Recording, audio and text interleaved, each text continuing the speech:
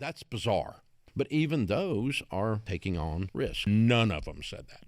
Zero. Do you say debt is bad because for the average person, that is a good principle to live by? However, if people do utilize debt, do you think that that is a more effective way to grow fast if you're calculated with it? I can find nowhere in Scripture that debt was used to bless people. OPM, other people's money. Yeah, it's kind of got that get-rich-quick slimy vibe. But there are people that intelligently use debt, and so there's a spectrum there. But even those are taking on risk. Precisely zero said, I became a millionaire because I borrowed all I could on my personal residence at 3%, and I parlayed that in the stock market, and it made me a millionaire.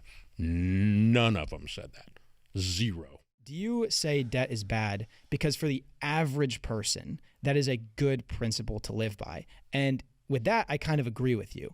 However, if people do utilize debt in an effective way, such as Graham, he's very responsible, very well researched on, the markets and how he can leverage his money with debt. Do you think that that is a more effective way to grow fast if you're calculated with it? It is a more effective way to grow fast if that's your goal. But what people leave out of the discussion is that you've increased your risk exponentially. More debt equals more risk, period. And so, after I went broke, I had to analyze and go, okay, what went wrong here? And because I had never lost money on a flip. I was not behind on the notes. They just called them.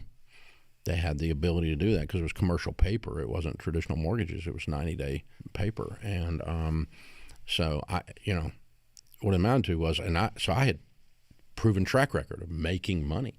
I mean, I probably owned 2,000 pieces of real estate in my life. And so I was doing a lot of flips. And some of them I was doing in 24 hours. I would just buy them and flip them to another investor and make 10 grand and keep walking, that kind of stuff. So, but I was doing 100% financed.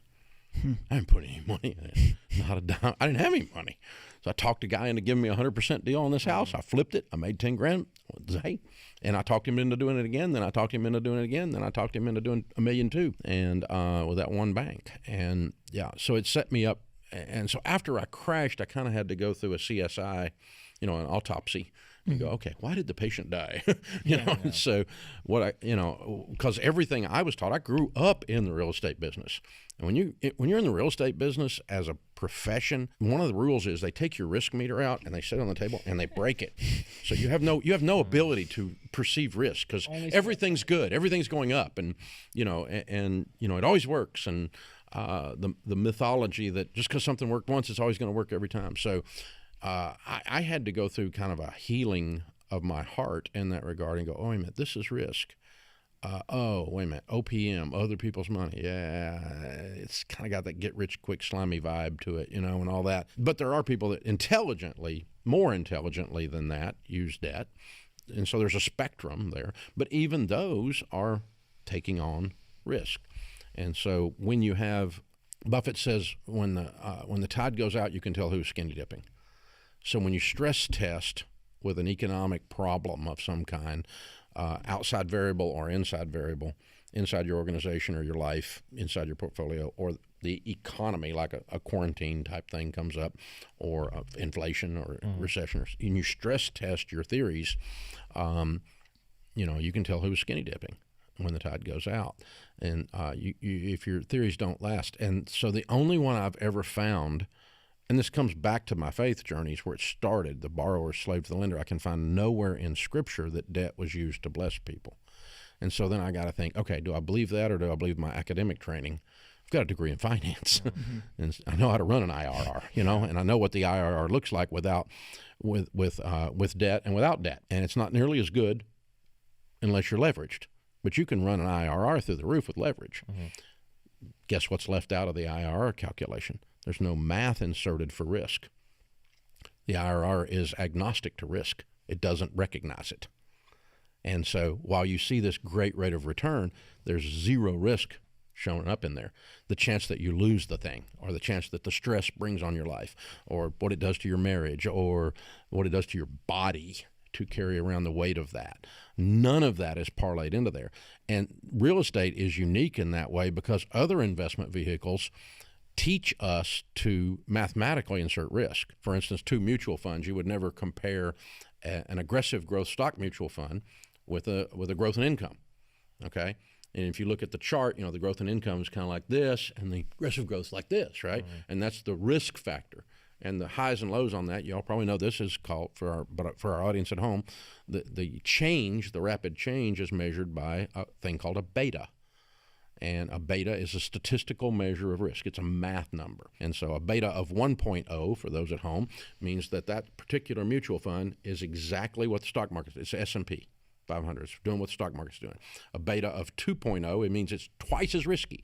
So this is an aggressive growth, emerging market type stock fund portfolio. And so it's twice as risky as the market. So the way you would adjust for risk between a beta of a 0.8, which might be like a growth in income, versus a beta of 2.0, is you insert the beta in an inverse in the math formula, and you adjust for risk so you can compare these two apples to apples, even though after risk, a post-risk analysis.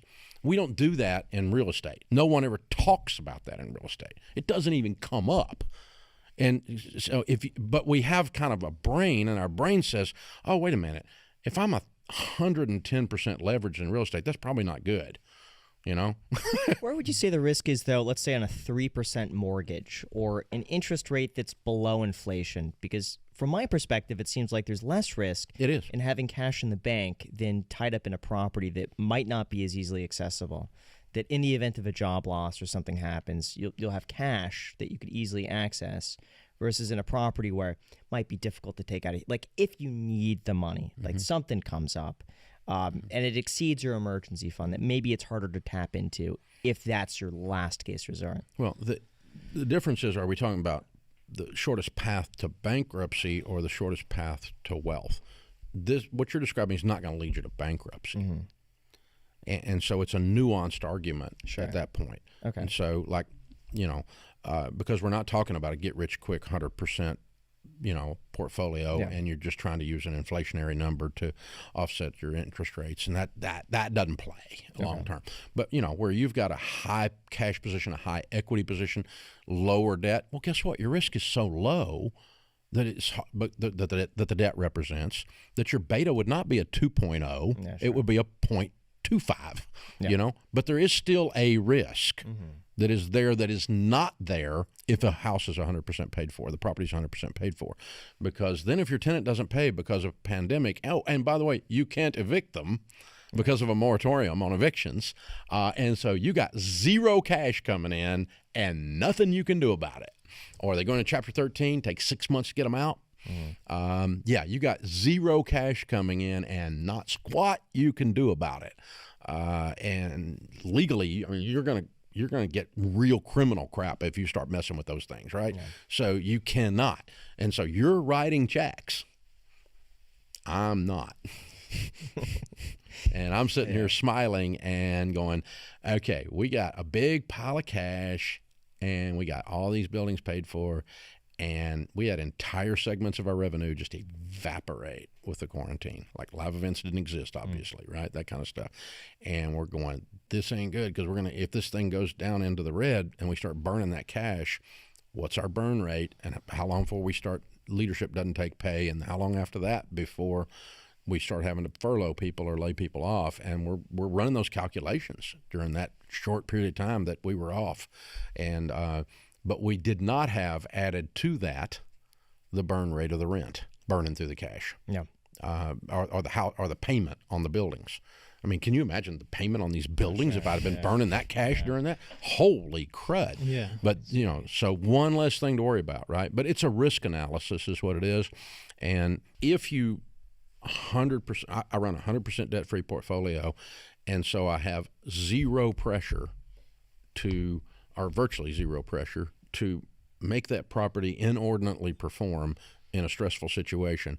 So I make different decisions about tenants. I don't need a tenant, and so I don't get as many bad ones, because I'm willing to go, we'll sit here another month. If it takes another month to fill it, that's better than putting that bozo in there. He's going to change his Harley oil in the living room. I can feel it, You know what I'm talking about? And so, but I remember when I had payments on properties in my other life, and I'd be going, I got to make this dadgum payment. I need to get a tenant in here. And, all of a sudden your little IRR thing you did when you bought the property and you ran your pro forma out on you ran out the NOI and you run the whole thing out through there. All of a sudden you go, oh, that's out the window. You're just like, crap, I got to make the payment. And you forget thinking about that. And so you kind of have that same look he had when he was talking about $7,000 a minute ago, And it's, but I've been, hey dude, I did it with millions. So you're not nearly as dumb as I am. But yeah, that's where it comes from. So,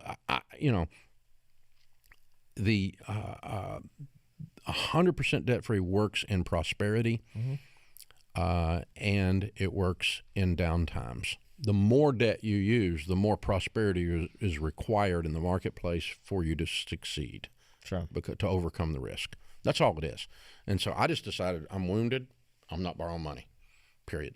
And Joe and Susie Consumer, when I can get them 100% out of debt, their probability of walking into a $1 million net worth increases dramatically. Because they're not trying, of all the 10,000 millionaires, we interviewed 10,167 millionaires in our largest study of millionaires ever done. Precisely 0 said, I became a millionaire because I borrowed all I could on my personal residence at 3%, and I parlayed that in the stock market, and it made me a millionaire. None of them said that. 0. That's bizarre. I mean, 0 said that. 0 also said, my airline miles that I got on my credit card, That's him. That's this guy. Yeah.